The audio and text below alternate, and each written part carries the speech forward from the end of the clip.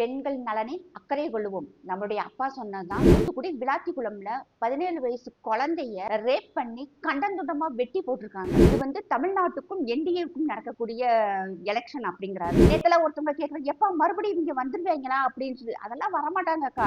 குழந்தை ஒரு பாத்ரூம் போன குழந்தைய கண்டந்துண்டமா வெட்டி போட்டிருக்காங்க. திமுக கட்சியை சார்ந்தவங்களுக்கு கொஞ்சம் கூட குற்ற உணர்ச்சியும் இல்ல, கொஞ்சம் கூட ஒரு மனிதாபிமானம் இல்லாத செயல்களாத்தான் நடந்துகிட்டு இருக்கு.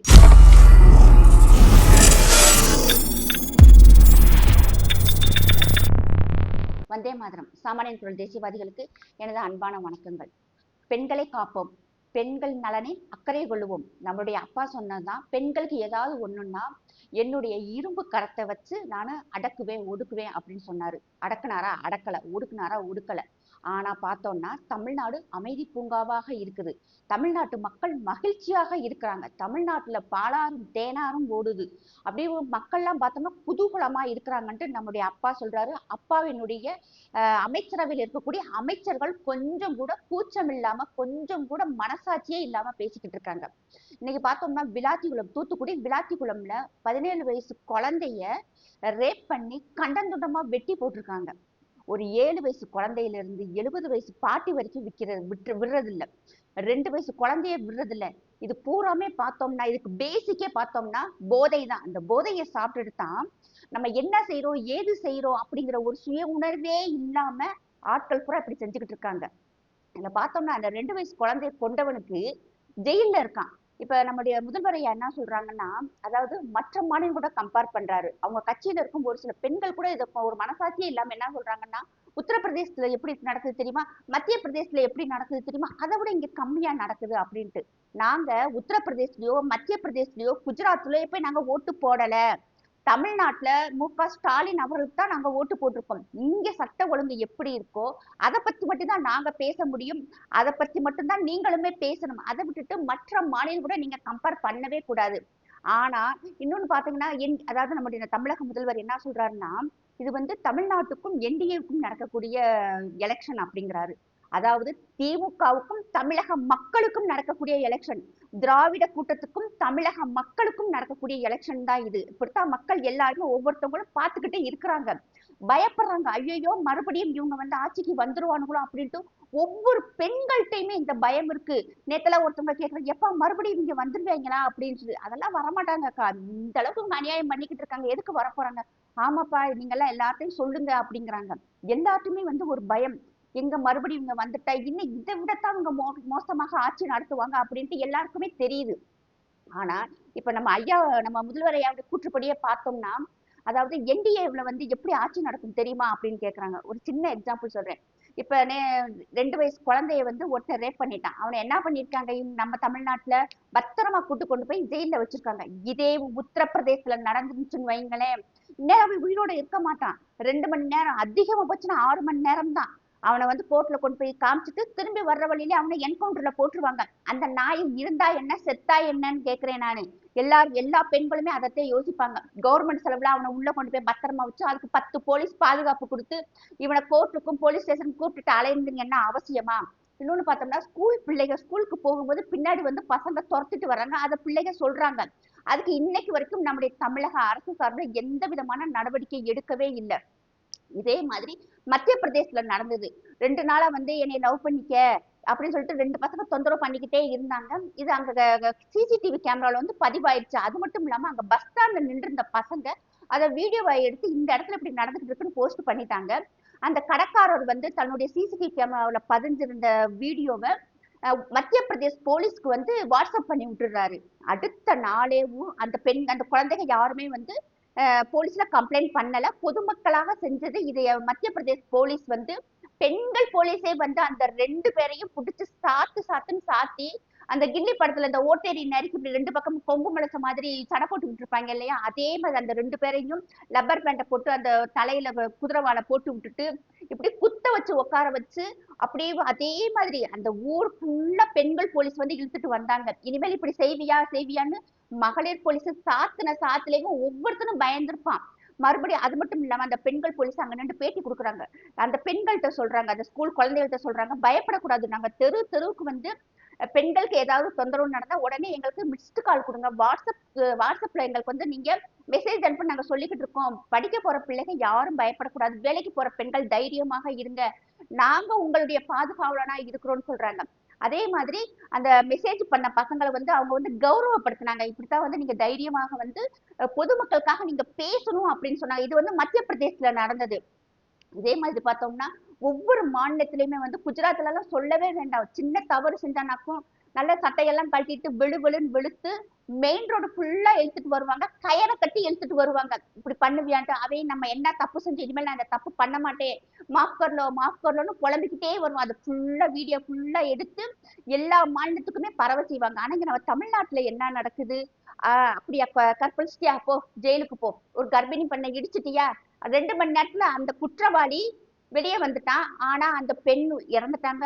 வயித்துல அந்த குழந்தை இறந்துருச்சு. இதே மாதிரி ஒவ்வொரு நாளுமே நடந்துகிட்டு இருக்கு. இப்ப யாரு சந்தோஷமாக இருக்கிறாங்க தெரியுமா? சமூக விரோதிகள், பயங்கரவாதிகள் சந்தோஷமாக இருக்கிறாங்க. கஞ்சா விக்கிறவங்க சந்தோஷமாக இருக்காங்க. ஆனா பொம்பளை பிள்ளை பெத்தவங்களும் ஆம்பளை பிள்ளை பெத்தவங்களும் நாளைக்கு நம்ம பிள்ளை வீட்டுல இருக்குமா, நம்ம வெளியே போனா நம்மளுடைய பசங்க வந்து பத்திரமா வீட்டுக்கு வருவாங்களான்னு நினைச்சு ஒவ்வொருத்தவங்களுமே பயந்துகிட்டே இருக்கிறாங்க. சமூக விரோதிகள், பொம்பளை பொறுக்கிக, ரேபிஸ்ட், மெத்தப்பட்டமன் விக்கிறவன் அவங்க சந்தோஷமா இருக்காங்க. வெளி நாட்டுல இருந்து நம்ம நாட்டுக்குள்ள வர்ற ஊடுருவக்காரர்கள் வந்து சந்தோஷமாக இருக்கிறாங்க. உங்கள் வீட்டு பெண்கள் வேண்டாம் இன்னைக்கு பாதுகாப்பாகவும் பத்திரமாகவும் இருப்பாங்க ஐயா. ஆனா சாதாரண பொதுமக்கள் வீட்டு பெண்கள் யாருமே இங்க பத்திரமாகவும் இல்ல, பாதுகாப்பாகவும் இல்ல.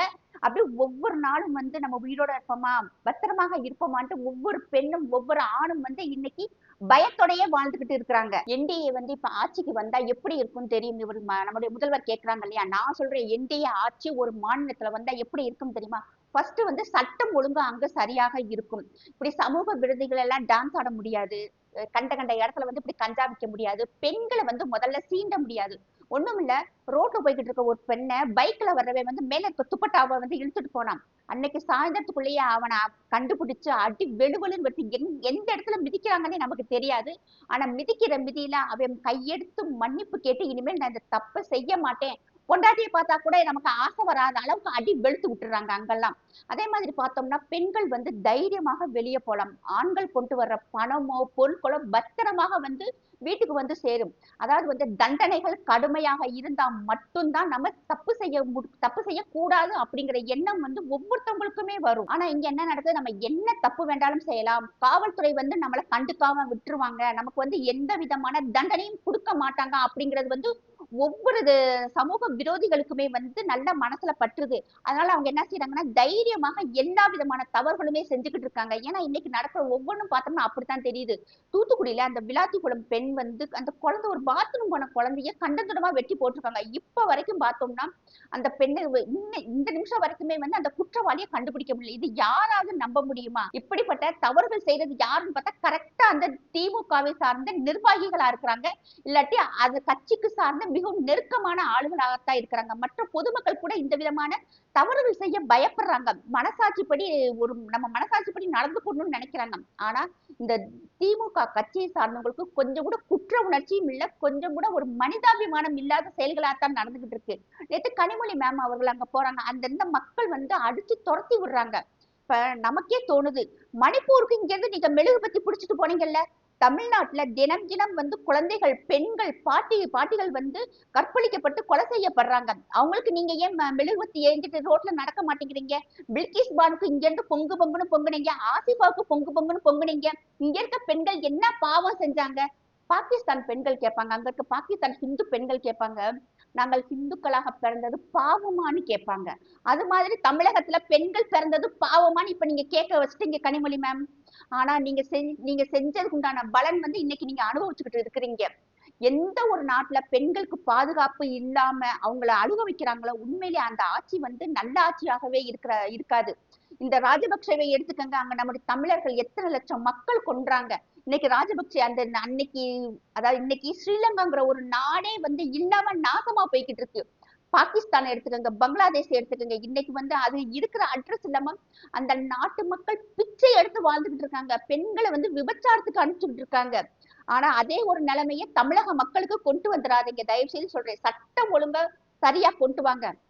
இன்னைக்கு பார்த்தோம்னா அந்த கட்சியை சார்ந்த பெண்களே சொல்றாங்க, உத்தரப்பிரதேசல தெரியுமா, உத்தரப்பிரதேசத்துல இருக்கிற யோகி ஆதித்யநாத் அவர்கள் வந்து மகான், இன்னும் சொல்ல போனா உண்மையான மாவீரன்னே சொல்லணும். அவரெல்லாம் பார்த்தோம்னா ஒண்ணுமே இல்ல. ஒரு சலீம் வாஸ்திக் அப்படின்னு சொல்லிட்டு ஒரு எக்ஸ் முஸ்லிம் 6 வருஷத்துக்கு மேலாகவே அவர் வந்து சோசியல் மீடியாவில் யூடியூப்ல வந்து இஸ்லாத்துல இருக்க தவறுகள் குரானை பத்தி அவர் பேசுறாரு.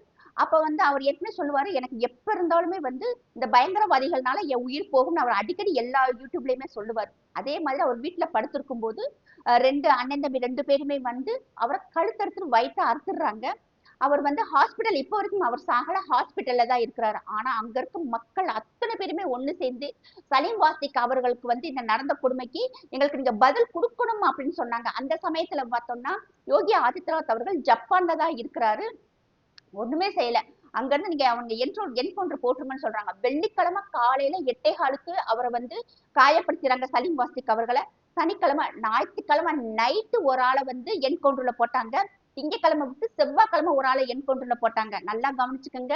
இன்னும் அந்த நபர் சாகல. அந்த 2 பேருமே வந்து அண்ணன் தம்பி 2 பேருமே முஸ்லீம். குத்துப்பட்ட ஒரு முஸ்லீம் தான். இதுல பார்த்தோம்னா இப்ப வரைக்கும் அந்த மக்கள் வந்து நமக்கு ஏதாவது ஒரு தவறு யாராவது செஞ்சா நமக்கு நியாயம் கிடைக்கும்னு நம்புறாங்க. ஆனா இங்க நம்ம ஊர்ல எப்படி இருக்கு? நம்ம குடும்பத்திலே ஒரு பிரச்சனையா, இப்ப எங்கனே ஒருத்தன் கஞ்சா விக்கிறான், அவனை போய் போலீஸ்ல சொன்னோம்னா முதல்ல கம்ப்ளைண்ட் யாரு கொண்டு வராங்களோ அவங்கள பிடிச்சு அரெஸ்ட் பண்றாங்க. இப்ப அதுதான் வந்து நம்ம தமிழ்நாட்டுல நடந்துகிட்டு இருக்கு. இங்க வந்து ஈரானுக்கு ஆதரவாக வந்து நிறைய பேர் இறங்கி போராட்டம் பண்ணாங்க. ஆனா உத்தரப்பிரதேசல என்ன பண்ணாங்க? அடி வெளு வெளு வெளுன்னு வெளுத்து எடுத்துட்டு பொதுமக்களுக்கு நீ வந்து டிஸ்டர்ப் பண்ணக்கூடாது, ஈரான்ல நடக்கிறதுக்கு உனக்கு என்ன சம்மதம் கேட்டு அடிச்சு நொறுக்கி உட்கார வச்சுட்டாங்க. அது மாதிரி நம்ம தமிழ்நாட்டுல எதிர்பார்க்க முடியுமா? அரசியல் கட்சி சார்ந்தவங்களையும் நம்மளுடைய திருமாவளவன் ஐயாவுக்குள்ள தேவையா இது? அவெல்லாம் இனி அமெரிக்காவுக்கு போக முடியுமா? மொசாட்டினுடைய ஏஜென்சி சம்பந்தப்பட்ட ஆளுகள் எல்லா நாட்டிலுமே பரவி இருக்கிறாங்க. இவருக்கெல்லாம் அமெரிக்காவுக்கு விசா கொடுப்பாங்களா? இல்ல அதுல கூட்டத்துல நின்று இருந்த அத்தனை ஆட்களுமே இனி சவுதி அரேபியாவுக்கோ கத்தாருக்கோ துபாய்க்கோ வேலைக்கு போக முடியுமா? ஆனா எதையுமே கண்டுக்காம அவங்க பாட்டு போய் நின்று போராட்டம் பண்ணிக்கிட்டு இருக்காங்க. இப்ப உத்தரப்பிரதேசத்துல பார்த்தோம்னா ஈத் வரப்போகுது. அந்த ஈத்க்கு வந்து தொழுகிறதுக்காக பென்ஷன் கேட்க போறாங்க. அங்க கேட்க போன இடத்துல பீஸ் கமிட்டி அமைச்சு உட்காந்து பேசுறாங்க. அங்க இருக்கும் காவல்துறை சொல்றாங்க, நாங்க குறிப்பிட்ட இடம் கொடுத்துருக்கோம், நீங்க அதுக்குள்ள தொழுதுக்குங்க. ரோட்ல தொழுவ கூடாது. ரோட்ல தொழுதோம்னா நாங்க வந்து பைக்கை பறிமுதல் பண்ணிடுவோம், கேஸ் ஆயிரும் அப்படின்ட்டு புத்தி சொல்லிட்டு அவர் சொல்றாரு. ஈரான்ல இறந்த ஒரு ஹொமேனிக்காக இங்க எதுக்கு நீங்க வந்து அழுகுறீங்க? அப்படி உங்களுக்கு ரொம்ப வருத்தமாக இருந்தா நீங்க தாராளமாக வந்து எல்லாருமே வந்து ஈரானுக்கு போய் அங்க போய் நீங்க போராடுங்க. ஏன்னா இப்ப வந்து நம்ம ஈரானுக்கு போறதுக்கு வந்து விசா தேவையில்லை, தாராளமாக போலாம். நாங்க கவர்மெண்ட் செலவுல வந்து உங்களை அங்க அனுப்புறோம், நீங்க அங்க போய் உட்காந்து அழுகுங்க, அங்க போய் உட்காந்து நீங்க போராடுங்க அப்படின்னு சொல்றாங்க. இது பார்த்தோம்னா ஒரு காவல்துறை அதிகாரி தைரியமாக சொல்றாரு. இது நம்மளுடைய காவல்துறைக்கு நம்ம எதிர்பார்க்க முடியாது. இது வந்து இந்தியா முழுவதுமே இருக்கு. அதாவது இப்ப யாராவது எனக்கு வந்து ஈரான் மேல ரொம்ப பாசமா இருக்கு, பற்றா இருக்கு அப்படின்னா தாராளமாக உத்தரப்பிரதேஷ் போலீஸை வந்து நம்ம தொடர்பு கொள்ளுங்க. தொடர்பு கொண்டுட்டு நாங்க ஈரானுக்கு போறோம், அங்க போய் நாங்க பொங்குறோம், அங்க போய் நாங்க அமெரிக்காவுக்கும் இஸ்ரேலுக்கு எதிராக நாங்க போராடுறோம்னு சொல்லிட்டு நீங்க உத்தரப்பிரதேச போலீஸை வந்து நீங்க தாராளமா வெப்சைட்ல நீங்க தொடர்பு கொண்டீங்கன்னா கவர்மெண்ட் செலவுலயேவும் ஈரானுக்கு அனுப்பி வைக்க ரெடியாக இருக்கு. இது வந்து இப்ப வடநாட்டு பக்கம் ரொம்ப பரவலாக இருக்கு. ஆனா அவங்க சொல்லி இப்ப ஒரு நாள் ஆக போது இப்ப வரைக்கும் ஒரு பயவுல கூட அப்ளை பண்ணலையா? தாராளமா அப்ளை பண்ணலாம்ல. அப்புறம் எதுக்கு இங்க இருந்துகிட்டு இந்த அளவுக்கு கவர்மெண்ட்டுக்கும் பொதுமக்களுக்கும் ஒரு டென்ஷனை கொடுக்கணும் தான் அவர் கேட்கிறாரு. அதே மாதிரி தொழுக வரும்போது யாராவது கருப்பு நாங்க வந்து துக்கம் அனுஷ்டிக்கிறோம் அப்படின்னு சொல்லிட்டு கருப்பு பேட்சை எவனாவது குத்திட்டு வந்தீங்கன்னா சட்டையை பிடிச்சு கிழிச்சு விட்டுருவோம் அப்படின்ட்டாரு. மரியாதையா போங்க, பத்திரமா போங்க, தொழுவுங்க, பத்திரமா வீடு வந்து சேருங்க அப்படின்னு சொல்லிட்டாங்க. அப்ப சமீபத்துல நமக்கு எனக்கு வேண்டிய ஒருத்தர் கூட உத்தரப்பிரதேசல பாத்தீங்களாப்பா 100 பள்ளிவாசல இடிச்சிட்டாங்க அப்படின்னு கேட்டாரு. நிறைய மதரசாக்களை இடிச்சிட்டாங்களா அப்படின்னு சொன்னாரு. அதே மாதிரி நான் சொன்னேன், நிறைய இஸ்லாமியர்கள் வீடும் இடிக்கப்பட்டிருக்கு, நிறைய இந்துக்கள் வீடுகளும் இடிக்கப்பட்டிருக்கு, கோயிலும் இடிக்கப்பட்டிருக்கு, சர்ச்சுகளும் இடிக்கப்பட்டிருக்கு அப்படின்ட்டு. அது இதுக்கு முன்னாடி வந்து காங்கிரஸ் பீரியட்ல இப்படி இல்லைங்கும் போது காங்கிரஸ் பயலுக வந்து களவாணி பயலுக நாடு எப்படி நாசமா போனாலும் பரவாயில்லன்ட்டு அப்படி விட்டுட்டாங்க. இன்னைக்கு இருக்கும் என்டிஏ கவர்மெண்ட் அப்படி விடாது. மக்களுக்கு வந்து ஒரு வேலை வாய்ப்பை கொடுக்கணும், டெவலப்மெண்ட்டை கொடுக்கணும்னு சொல்லும் போது அரசு நேரத்துல கட்டப்பட்டிருக்கும் பள்ளிவாசல்கள் இடிக்கப்படுது, இல்லைன்னு சொல்லல. கோயில்களும் இடிக்கப்படுது, சர்ச்சுகளும் இடிக்கப்படுது. கோயில்களை இடிக்கும் போது யாரும் வந்து ஆர்ப்பாட்டம் பண்ண மாட்டேங்கிறாங்க, சர்ச்சுகளை இடிக்கும் போது யாரும் வந்து ஆர்ப்பாட்டம் பண்ண மாட்டேங்கிறாங்க. ஆனா பள்ளிவாசல் இடிக்கப்படும் போது மட்டும்தான் இவ்வளவு பிரச்சனைகள் ஏற்படுது. இன்னைக்கு வடநாட்டு பக்கம் அவங்க எல்லாம் அதாவது வந்து திருந்திட்டாங்கன்னு சொல்ல முடியும். இன்னொன்னு பயமும் இருக்கு. நம்ம ஏதாவது நீங்க வந்து பொது சொத்தை வந்து நீங்க கை வச்சீங்கன்னா உங்க வீட்டை வந்து நாங்க இடிச்சு தள்ளிடுவோம்ங்கிற ஒரு ரூல்ஸ் ஒரு பாலிசி அங்க இருக்கிறதுனால இப்ப யாரும் பெருசான கலவரம் பண்றது இல்ல. அதனால பள்ளிவாசல்கள் இடிக்கப்படுது. இன்னைக்கு அடுத்த இடத்துல போய் நம்ம பள்ளிவாசல் கட்டியிருந்தா அவங்க விடுவாங்களா? இதேதான் கோயிலுக்குமேவும். கோயில் எத்தனையோ கோயில்கள் வந்து உத்தரப்பிரதேசத்துல, மத்திய பிரதேசத்துல இடிச்சிருக்காங்க. குஜராத்ல இடிச்சிருக்காங்க. எல்லாமே வந்து டெவலப்மெண்ட். அப்புறம் வேலை வேணும், வேலை வேணும்னு கேட்கும்போது, இடம் இருந்தா தானே ஒரு கம்பெனி கட்டுறதுக்கு குடுக்க முடியும். அது மூலமா தான் வந்து வேலை வாய்ப்புகள் பெருகும். ஒருத்தன் தப்பு செஞ்சா எதுக்கு அவன் வீடை இடிக்கணும்? அவனை மட்டும் அரெஸ்ட் பண்ணா பத்தாதான்னு சொல்றாங்க. தவறு. உத்தரப்பிரதேச கவர்மெண்ட், மத்திய பிரதேச கவர்மெண்ட் செய்யறது சரின்னு சொல்றேன். ஏன் அப்படின்னா, இவங்க இவங்க பாட்டுக்கு வந்து ஜெயில போய் ஜாலியா உட்காந்துருக்காங்க. இவங்க குடும்பம் வந்து சேஃபா இருக்கும். அந்த சேஃப் இருக்கக்கூடாதுன்னு தான் அவங்க இடிக்கிறாங்க. இன்னைக்கு பார்த்தோம்னா, நம்ம ஜெயிலுக்கு போனாலும் நம்மளுடைய பொண்டாட்டி, பிள்ளை, அப்பா, அம்மா எல்லாரும் கஷ்டப்படுவாங்க. நம்ம இந்த தப்பை செய்யக்கூடாதுன்னு சொல்லிட்டு அவங்க திருத்துறாங்க. அதை வந்து அப்படித்தான் நம்ம எடுத்துக்கிறோம். ஆனா இங்க எல்லாரும் என்ன செய்யறாங்கன்னா, பாத்தீங்களா பள்ளிவாசலை இடிச்சுறாங்கன்னு அதை ஃபுல்லா மக்களுக்கு போட்டு காட்டி அழுக வச்சுக்கிட்டு இருக்காங்க. இது வந்து தவறான செயல். தயவு செய்து நிப்பாட்டுங்க. நிப்பாட்டலைன்னா தனிமைப்படுத்தப்படுவோம். இஸ்லாமிய சமூகம் வந்து கண்டிப்பாக தனிமைப்படுத்தப்பட்டுக்கிட்டு இருக்கு. இன்னும் வந்து அதிகமாகும். நேத்து வந்து ஒரு பெண் திருச்சியில இருந்து ஒரு போஸ்ட், ஒரு வீடியோ போட்டிருக்காங்க. என்னோட பேரு ஃபாத்திமா, எனக்கு வந்து சிலிண்டருக்கு நான் புக் பண்ணியிருந்தேன், எனக்கு சிலிண்டர் கிடைச்சிட்டு நன்றி அப்படின்னு சொல்லி போட்டிருக்காங்க. அதுக்கு கீழே கமெண்ட்ல பார்த்தோம்னா நிறைய பேர் இதை எதுக்கு நீங்க வெளியே சொல்றீங்க அப்படிங்கிறாங்க. ஆனா அந்த பெண்ணுக்கு வந்து புரியுது, உடனே இப்ப கேஸ் தட்டுப்பாடு இல்ல, பெட்ரோல் டீசல் தட்டுப்பாடு இல்ல, எனக்கு கேஸ் உடனே கிடைச்சிருக்குன்னு அந்த பெண் வந்து நல்ல விஷயம் சொல்றாங்க. ஆனா அவங்கள கமெண்ட்ல வந்து இதை ஏன் நீங்க வெளியே சொல்றீங்கன்னு பதறீங்க. இது எவ்வளவு பெரிய தவறு. அப்ப எப்ப பார்த்தாலும் பார்த்தோம்னா அந்த இஸ்லாமிய சமூகம் வந்து தவறு மட்டும்தான் செஞ்சுக்கிட்டு இருக்கணும். எல்லாருடைய பார்வையில வந்து இஸ்லாமிய சமூகம் தவறானவர்களாகவே இருக்குன்னு நினைச்சுதான் அந்த பதிவு கீழே வந்து கமெண்ட்ல போடுறாங்களான்னு தெரியல. இதுல என்ன சொல்றதுன்னே தெரியல. இதனாலதான் வந்து கமெண்ட்ல பூராமே வந்து எல்லாரும் கழுவி கழுவி ஊத்திக்கிட்டு இருக்காங்க. அந்த அறிவு கூட அந்த ஆளுக்கு இல்லாம அப்படி எழுதியிருக்கான். நீ ஏமா இந்த விஷயத்த வெளியே வந்து சொல்றீங்க, இதெல்லாம் வெளியே வந்து சொல்லாதீங்க அப்படின்ட்டு நான் அந்த பெண்ணை பாராட்டுறேன். உண்மையிலேயும் நல்ல விஷயம். இப்ப நாங்க நேத்து பெட்ரோல் போடுற ஒரு ஆள் இல்ல. இதை பார்த்தோம்னா அந்த அளவுக்கு பெட்ரோல் பங்க் ஃப்ரீயா இருக்கு. எந்த விதமான டென்ஷன் இல்லாம மக்கள் இருக்காங்க. ஒரு பொய் பிரச்சாரம் பண்ணி என்னத்த நீங்க சாதிக்க போறீங்க? என்ன பண்ணினாலும் இன்னைக்கு நம்மளுடைய அரசாங்கம், நம்முடைய மத்திய அரசு ரூபாய் கூட இப்ப வரைக்கும் பெட்ரோல் டீசல் விலை ஏறல. அது பாட்டுக்கு தான் போய்கிட்டு இருக்கு. வடநாடு பக்கம் பார்த்தோம்னா பெட்ரோல் டீசல் 500 வித்தாலும் வாங்கி போடுறதுக்கு நாங்க ரெடியா இருக்கோம். சிலிண்டர் 2000 இல்ல 5000 வாங்க நாங்க ரெடியா இருக்கோம் அந்த மக்கள் சொல்றாங்க. அதே மாதிரிதான் இங்க இருக்க மக்கள் எல்லாருமே வந்து ஒத்துழைப்பு கொடுக்கணும். இன்னொன்னு பார்த்தோம்னா இது மட்டும் இல்ல, உத்தரகாண்ட்ல ஹல்துவானில வந்து ஒரு மதர்சா வந்து கவர்மெண்ட் இடத்துல இருக்கு. ஹைகோர்ட் மூலமா போய் அவங்க இடிக்க சொல்லிட்டாங்க. இவங்க இடிக்க மாட்டேன்னு சொல்லிட்டாங்க. அந்த மக்கள் எல்லாருமே சேர்ந்து காவல்துறை வரும்போது எல்லார் வீட்டுல இருந்தும் கல்லை எரிஞ்சு, பெட்ரோல் குண்டுகளை வீசி, கிட்டத்தட்ட ஒரு 12 போலீஸ் வாகனங்களை எரிச்சு, பைக்கை எரிச்சு, பெண் காவலர்கள் மீது கல்லை எரிஞ்சு, ஒரு பெண்ணுக்கெல்லாம் பார்த்தோம்னா இங்கில இருந்து அப்படியே ரத்தம் ஒழுகுது. அந்த அளவுக்கு வந்து பெண் போலீஸ் வந்து ஹாஸ்பிட்டல்ல அட்மிட் பண்ணாங்க. அப்ப அங்க இருக்கும் முதல்வர் புஷ்கர் சிங் தாமி அவர்கள் வந்து நேரா அவர் என்ன பண்றாருன்னா, நேரா ஹாஸ்பிட்டலுக்கு தான் போறாரு. அங்க போய் பார்த்தா அந்த மண்டை உடைஞ்ச பெண்ணுக்கு வந்து 1.5 வயசு கை குழந்தை இருக்கு.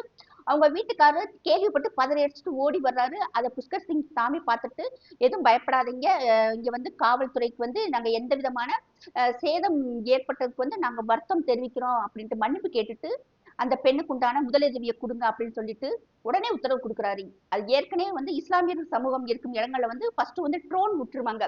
எந்தெந்த இடத்துல இருந்து எங்க வந்து பெட்ரோல் குண்டு கல் எரிஞ்சாங்களோ அதை ஃபுல்லா கண்டுபிடிங்கன்னு எல்லாம் கண்டுபிடிக்கிறாங்க. அந்த வீட்டுக்குள்ள நுழைஞ்சு பார்க்கும்போது கும்பல் கும்பலா வந்து கல் இருந்துச்சு, பெட்ரோல் குண்டு எல்லாம் இருந்துச்சு.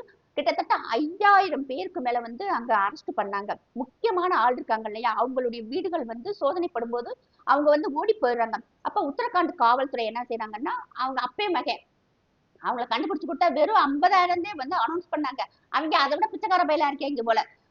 அனௌன்ஸ் பண்ணி 6 மணி நேரத்திலேயே இவங்களே புடிச்சு கொடுத்துட்டாங்க. அப்ப எந்த அளவுக்கு காசுக்கு ஆசைப்பட்டு இவங்க எல்லாம் முஸ்லீம்கள், இவங்க எல்லாம் எப்படி சொல்றதுன்னு தெரியல, 50,000 ஆசைப்பட்டு புடிச்சு கொடுத்துட்டாங்க. அப்ப அந்த போலீஸ் நினைச்சிருக்கோம், நம்மதே அதாவது அவசரப்பட்டு ஒரு ஜீரோவா அதிகமா போட்டோம்ல, 5,000 கூட இவங்க எல்லாம் காட்டி கொடுத்துருப்பாங்கன்னு நினைச்சிருப்பாங்க உத்தரகாண்ட் போலீஸ்.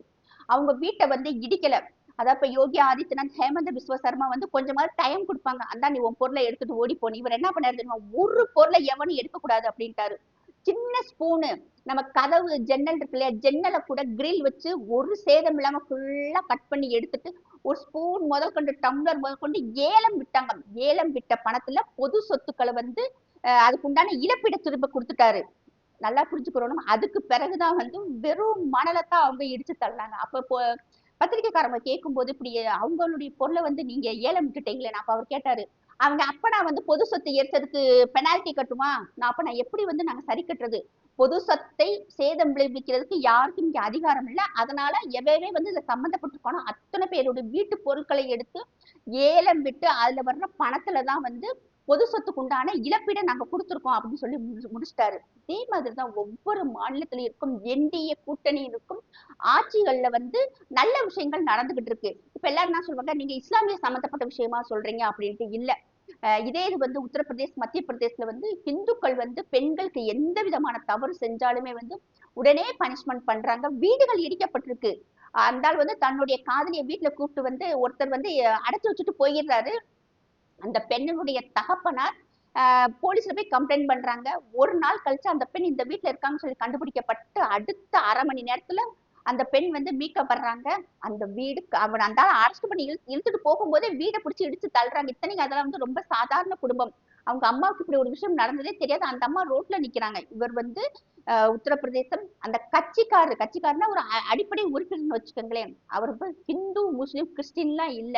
பொதுமக்களுக்கு யாரு பாதுகாப்பு இல்லாம விஷயங்களை செய்யறாங்களோ அவங்க அத்தனை பேருடைய வீட்டை வந்து இடிங்க அப்படின்னு தான் சொல்றாங்க. இதுதான் வந்து எல்லா மாநிலத்திலுமே இப்படி ஒரு நல்ல ஆட்சி நம்ம மாநிலத்துல வந்து வந்துடக்கூடாதுன்னு தான் நம்மளுடைய முதல்வர் ஐயா விரும்புறாரு. ஆனா நமக்கு என்ன தேவை, நம்மளுடைய மாநிலம் வந்து பாதுகாப்பான மாநிலமாக இருக்கணும், மக்கள் வந்து நிம்மதியாக வாழணும், ஒரு நல்ல வேலை வாய்ப்பு வேணும். அதுக்கு நம்ம என்ன செய்யணும்னா நம்ம எல்லாம் யோசிச்சு நல்ல முறையில வந்து அடுத்து வந்து ஒரு ஆட்சி மாற்றத்தை கொடுக்கணும். ஆனா இது இப்படித்தான் வந்து இப்படித்தான் ஒவ்வொரு மாநிலத்திலும் என்டிஏ கூட்டணி கட்சிகளினுடைய ஆட்சி நடந்துகிட்டு இருக்கு. மகாராஷ்டிரால இதை விட அதிகமாக நடக்கும். ஏன்னா அந்த அளவுக்கு வந்து அவங்க பொதுமக்கள் மேல அக்கறை இருக்கிறாங்க. ஆனா இன்னைக்கு நமக்கு இருக்கும் ஆட்சியை பார்த்தோம்னா சொல்லவே வேண்டாம். அந்த அளவுக்கு வந்து மோசமாக ஆட்சி நடந்துகிட்டு இருக்கு. இதை வந்து மக்கள் நம்ம தான் புரிஞ்சுக்கணும். ஏன்னா அவங்களுக்கு வந்து கொஞ்சம் கூட கூச்சம் இல்ல, வெக்கம் இல்ல, குற்ற உணர்ச்சி கொஞ்சம் கூட இல்ல. ஆனா நமக்கு ஒரு பயம் இருக்கு இல்லையா? மக்கள்கிட்ட வந்து பெண்கள் வந்து எடுத்து பேசுங்க, தைரியமாக இருங்க. அடுத்த ஆட்சி மாற்றம் வரப்போறது உறுதி. நம்ம ஓட்டு மட்டும் கரெக்டா அந்த இடத்துல யார் நிக்கிறாங்கன்னு பார்த்து மட்டும் நம்ம ஓட்ட போட்டா போதும்னு சொல்லிட்டு நம்ம பெண்கள் வந்து ஆண்கள் நிறைய வீட்டுல பேசுங்க. இதை பத்தி பெண்களுக்கு வந்து ஒரு விழிப்புணர்வு கண்டிப்பாக கொடுக்க முடியும். ஜெய்ஹிந்த், ஜெய் பாரத்.